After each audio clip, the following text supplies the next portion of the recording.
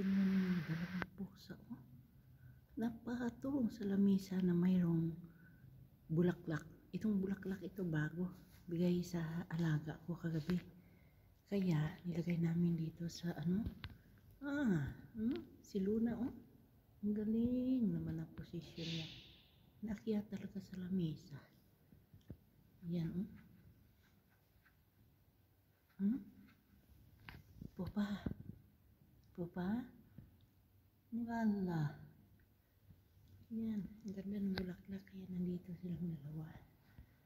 Ito isa. Bagong tapos lang yung kumain. Kagigising. Na bulaklak. Silang dalawa. Puros ito babae. Kaya bulaklak. Tingin pa siya sa bulaklak. Mamaya kalmutin yan niya. Pupa. Kalmutin niya mamaya yung bulaklak.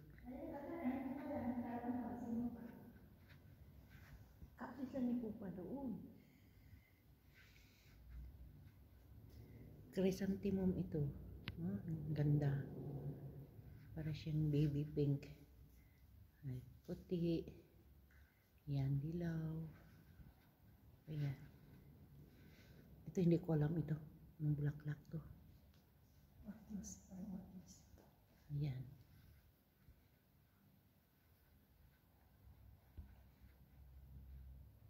Buti pang pusa.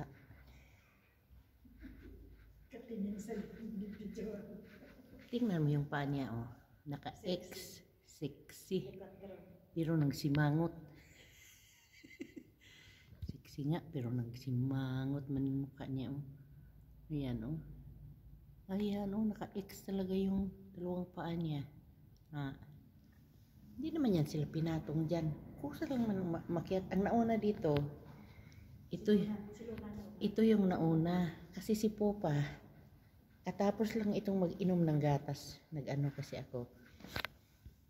Nag-inom ko ng gatas. Nandyan siya sa harapan. Kaya binigyan ko yung gatas. Pagkatapos, nahabol siya dito. Popa. Popa. Yan, oh. Sus. Makita kayo ni lolo ninyo. Tapos, pag nakita ito ni Sir, tapos, pero magaling. Pag naramdaman nilang pababa yung amo ng lalaki, alam nila yung patak-patak ng paa. Pag naramdaman nila yung baba yan kaagad. Yan.